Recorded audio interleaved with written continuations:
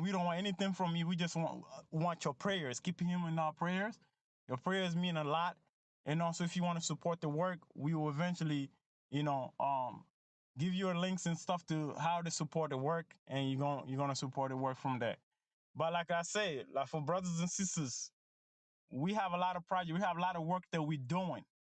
If you haven't yet, make sure you tap in, link in, follow the club, follow the mods, follow Ron, back channel us, and we can get you to the right place.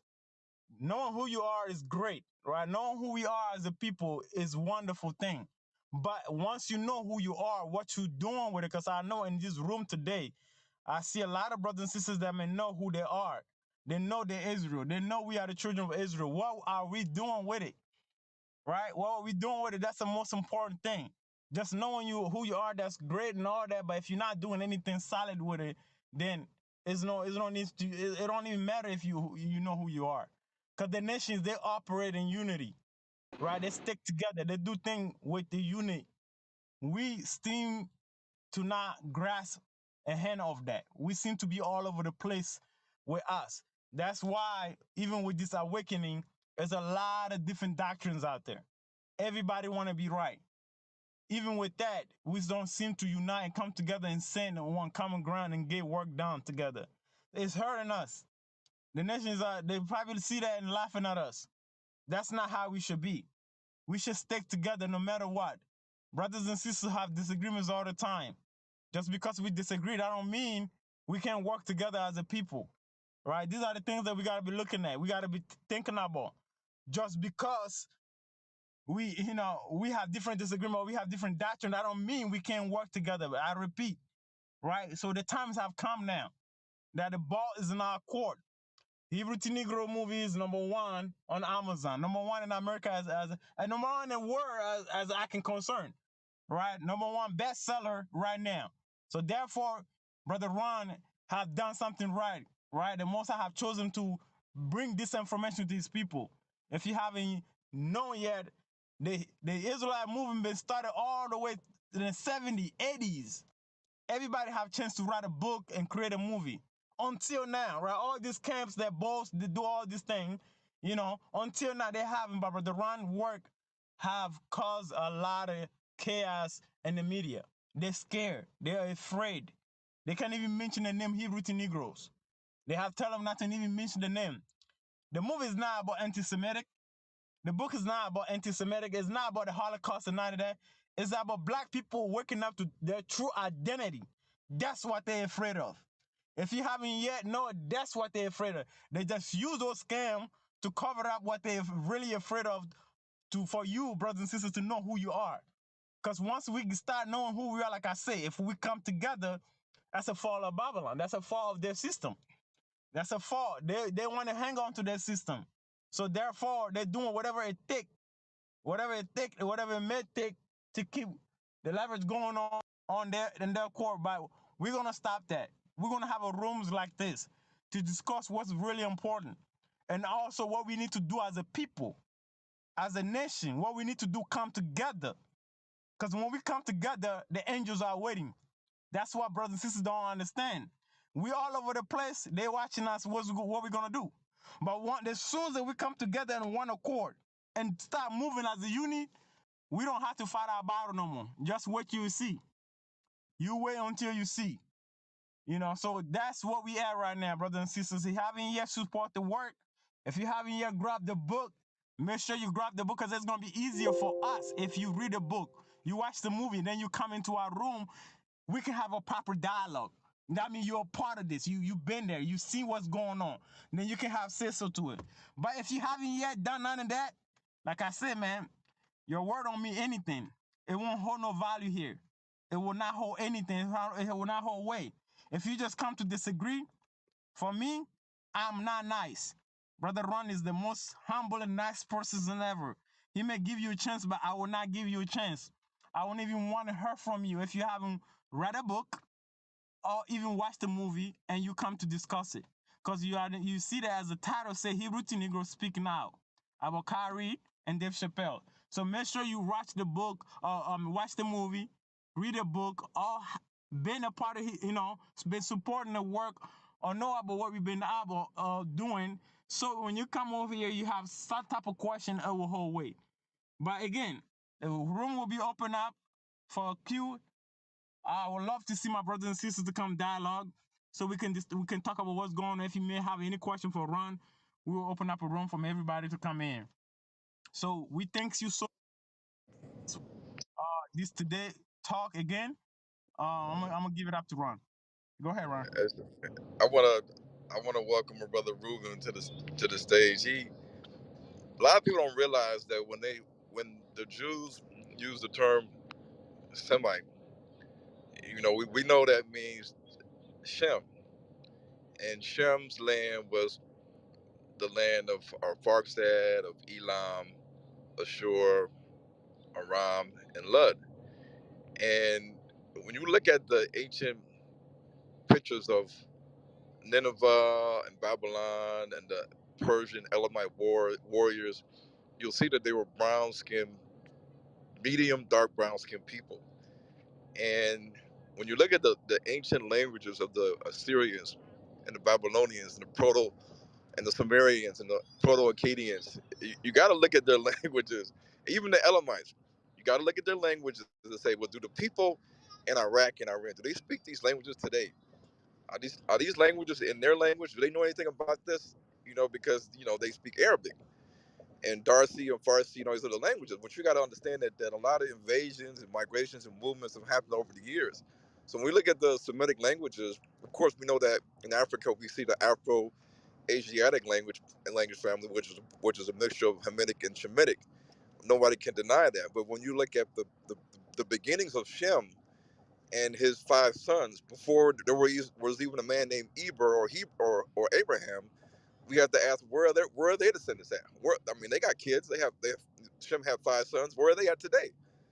The Jews never want to answer these questions on where are the other five sons of Shem today. If you're a descendant of Abraham through Jacob, then where are the other sons of Shem? Where are the Edomites? Where are the Ishmaelites? Where are the sons of Keturah? Where are the sons of Joktan? Where are the sons of the Assyrians and the Babylonians and the Elamites? Where are they at? But we tend to believe that these people are these white Arabs that are seen in Mesopotamia or the Middle East, in North Africa, in Arabia, when the face of these lands have changed over times. When you actually talk to people from China that know about the Qing dynasty and the Han dynasty and the Tang dynasty and the Shang dynasty, and they know about the Gok Turks, and they know about the Siberians and the Mongolians. They know about the people living in Central Asia.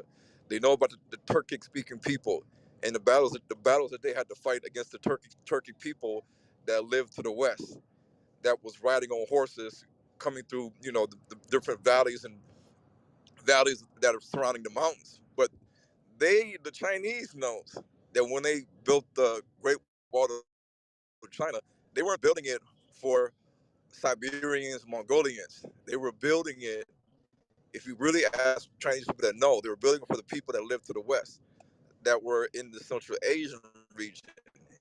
And so you see Islam as, Uyghurs in the western part of China. But the history, when you look at the history of Asia,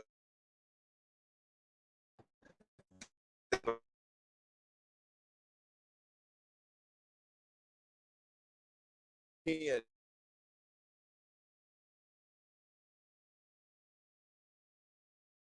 because of a lot of the battles that they had type of Turkic, Europeans more, but these were talked about by the historians as a land of God, the land of God, the North Caucasus region, all of Asia. And so that what happened over the history was You're in the matrix. invasion. Ron, can you hear us? You're in the matrix. You sound really, really like. Let me get, uh,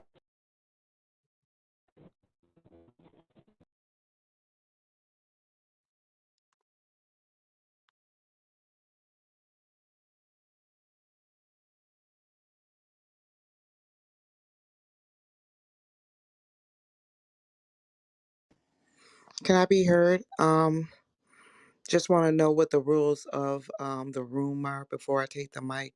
Do you call us up, or if you can explain that while Ron is getting himself situated? Okay, can Yeah, you hear me right now? now Or am I still in the matrix? you sound much better, Ron. Let me really give an explanation to the room. Yeah, Ron is right now. We just gonna talk about. He talk about whatever he's talking about right now. Once he done talking, then I'm gonna make a queue of the room, and anybody that want to have a discussion and want to be a part of the queue, they can just let me know, and we're gonna go from there. Anybody else who want to come up, once Ron give me the mod, I can bring them up, and also, yeah, we can have a proper dialogue today. We're gonna have a great discussion today. Okay, I put my hand up. Do you see my hand up? I just want to make sure before I mute myself. Well, you're on the Uh, stage, so we know you want to Oh, speak. it's okay. already on Cause stage. okay, thank you. Sorry. That's all. That's the only way you can speak. If you're not, on stage, you won't be able to speak. But yeah, you on the stage with us. So basically, I'm not going to take up the time. I want Ruben if he can just address some certain points, but uh, the the deception lies in the term anti-Semitic and how the Jews don't want to define the word anti-Semitic to fit other groups of people that are truly Shemitic. They want to keep that classification unto themselves and therefore make these a checklist of what is anti-Semitic, and it's not just talking about the Holocaust. I mean, it's actually an extensive checklist that you will see that many platforms, Apple and Roku and Netflix and Amazon, that they have in terms of hate speech and discrimination. They have a checklist of what is seen in the ADL or the Jewish definition of anti-Semitism. And so this is how they use the conspiracy. You can't talk about conspiracy. The Jews control this, they control that. You can't say that the Jews had any involvement in the slave trade, which we know was a fact. I don't know why they keep saying that they didn't have any involvement in the slave trade. You can't talk about the Holocaust. It's like they set up these rules to demonize and vilify and bully people when you have when you express yourself or you have an opinion or you just talk about certain things. And when you do a documentary and you're laying out a lot of facts, they would say, oh, well he's claiming that the slave trades were equally, participated by Europeans and Jews and Arabs and other races. But we can prove these things to be factual. But the Jews will label this as being anti-Semitic. If somebody has discrepancy on, how many people died in the Arab slave trade or transatlantic slave trade, nobody's being vilified on whether they believe the number of 300 million, 200 million, 100 million, 10 million, 5 million. But only when you dispute the number of 6 million, then it becomes anti-Semitic. So if you say the number is 5 million or 4 million or even five, almost like if you take away 100,000 people from 6 million, that's anti-Semitic. But if you say 7 million people died, oh, I think it was 7 million people that died, then maybe you're not anti-Semitic because now you're giving it a higher number than actually 6 million. So this is the craziness that we're seeing in the world today, and how America can use this term to vilify people when in reality we need to get back to the basics on who are the originators of the five sons of Shem and where can they be found today in the world. So Ruben, Hello, go ahead. Ron. Hello, Ron. Ron, I thought I would say a few words on Semitic or Semitism, and then I want to listen. So it's like one at a time, right? Okay. Is that okay? Yeah, that's cool. That's cool. Yeah, yeah.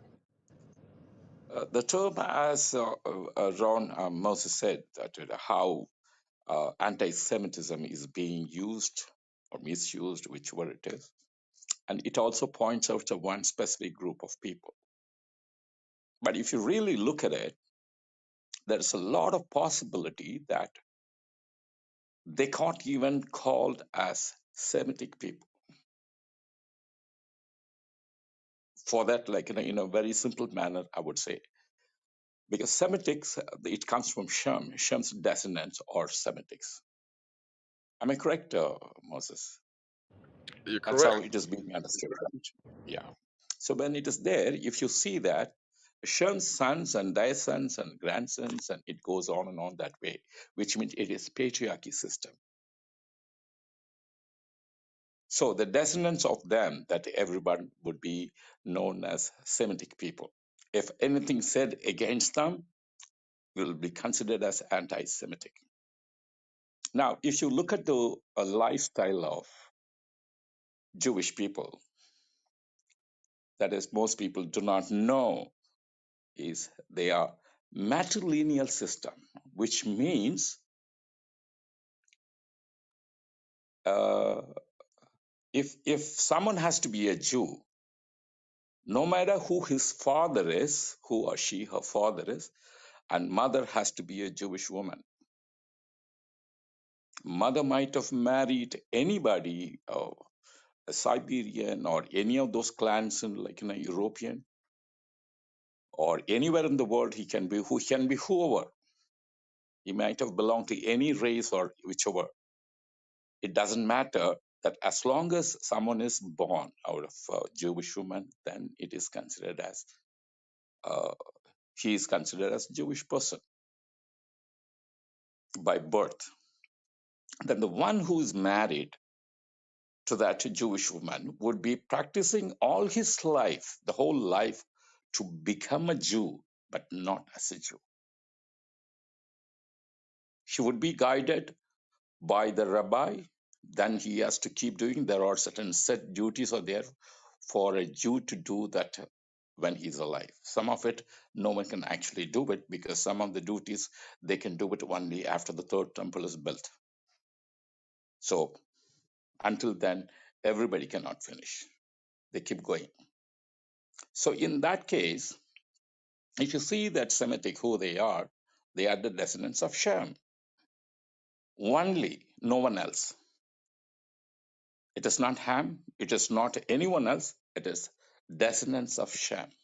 Now you say that how come this Jewish community becomes Semitic when their fathers are actually that different people? That is most of the people. That is a very, very small segment in within the Jewish community where both mother and father are Jewish people, that also they have the record for about maximum 600 years or 700, I think from 7th century or something like that. No one has a record for their ancestry till for 2500 years. They keep telling you that 3500. No, it is actually 2500 years since their time from Babylon, because since then is the matriarchal system was born. Until King Solomon, it was a patriarchy system. That's one of the reasons they actually really do not acknowledge King Solomon. It's only David, because David's father and mother are Jewish. But Solomon's mother is not Jewish. That's one of the reasons they were not. Though he is known by various different books that he is very intelligent and he brought peace into the great land, yes, but Jewish people will not really acknowledge him because the mother is different. Because from then they became matriarchal system. Now, if you say anything against them when they are not the descendants of Shem, that how that can be even called as anti-Semitic? God only knows how, but for some reason they have established it. Probably about 5% or 10% who might be their direct descendants from there.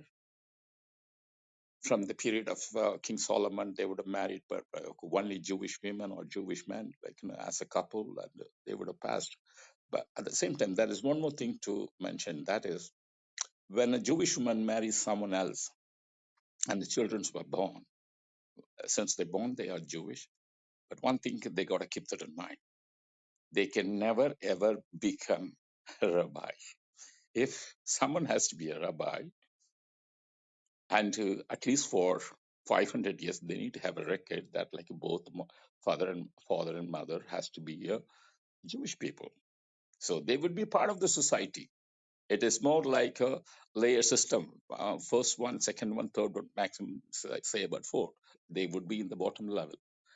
Even in political scenario, that they can, such people can never become a president. They can never become. They can never hold any highest position in their office. But of course, they can enjoy and certain benefits. I don't know if you all know about it. That if let's say from any one of your ethnic community, a Jewish woman is married, the moment he is married and he start practicing as a Jew, for him and the children who were born out of him, uh, for every year, a specific amount is being given to them from Rockefeller Foundation. All their throughout their life, that will be given. But their job is to the persons whoever is married to the Jewish woman. Their job is to keep reading the Torah and listen to the rabbi and understand what duty he has to do, and he has to practice doing it, and he has to do hell a lot of studies. So when such way, because of the very small group of people who have the ancestors since King Solomon's time, probably 10%, the whole group got the name that anti-Semitic. But at the same time, there are Shemites in various parts of Africa, Middle East. Whatever happens to them, the world doesn't care. That is not even considered as anti-Semitic. Even if you hit the dictionary, it would say that, it doesn't talk about African part, but at least it talks about people that other than Jewish people. That Semitic means this set of people. But when something wrong is being done, no questions asked. It will never be considered as anti-Semitic. Now, I am speaking about such things here that I am not degrading, abusing. I'm not doing. I'm just talking about the basic fact. I will not be surprised someone comes and says that, I'm anti-Semitic. The moment you mention the name, the person becomes anti-Semitic. Another thing is that I'm sure that you all heard that what Moses said about the various groups, linguistic groups, Elamites. Elamite is a term, is an English term. In those days, we do not give ourselves such name. We means like all of us, the old native people, that the old civilized people. People of Elam, the geographical location will be mentioned. We were not black or white or something like that. We were not identifying each other by the color. We were identifying each, because we are all same people. We were identified by the geographical location. I come from that land, that Elam. People of Elam. Elam means, even now, if you Google that, instead of single E, if you put double E, L-A-M, you will find a place that is in Sri Lanka. Of course, it is all one land for us, which means land at the east. That is what Elam means. So the king of Elam means that is the king, is one of the kings actually, that we were more of a confederate. That was our old history. King of Elam means that he's a king from the land at the east.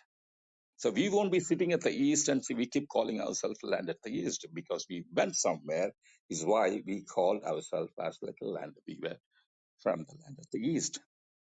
So I come from there. So if someone abuses, even I can be considered as a Shemite. But if anyone does anything to me, no questions asked. It will never be considered as anti-Semitic. And if I say anything about another Shemite, it is not supposed to be considered as anti-Semitic, because I myself am a Shemite. So with all this thing is how the world is revolving, that there is misconception. The moment you try to find out, you will be labeled, you'll be shut down. So it is a reality, because I have experienced it in the very same clubhouse. The moment I keep a title, that room will be shut down, reported, and people come in to create chaos. Yeah, I've seen variety. So anyway, with that, I'll land my plane. That then I would love to listen. And in case if Ron, if you ask me any specific question, then Yeah, I would go on. Well, Love to listen, brother. the thing that people don't realize is that Elam was one of the sons of Shem. So was Arphaxad. So was Ashur. So was Aram. So was Lud. And we know that in the Bible that lineage was always described in the Bible as genealogy after the son. The father begat this son, and I begat these son, blah blah blah. So it's in terms of the Israelites, especially in terms of the Israelites, you cannot prove that you are a descendant of Shem or Jacob through the maternal line. It's impossible. It's impossible to say I can prove that I'm a Israelite from the maternal line when the Israelites didn't even practice that type of lineage, passed down. And we know that the Israelites married women of other nations. They could do that. This is a known fact. So just by them, just by them saying that I can trace my lineage back to King Solomon from the maternal line all the way to King Solomon, and you say where are the records? You already know they're going to say we don't have the records. That's why I ask them the question all the time. You say we can trace our lineage back to King Solomon, 100% through the maternal line. Yes, we can. Show me the records. They start stuttering. They don't say anything. Oh, well, we have records dating back to maybe 900 or 1500 AD.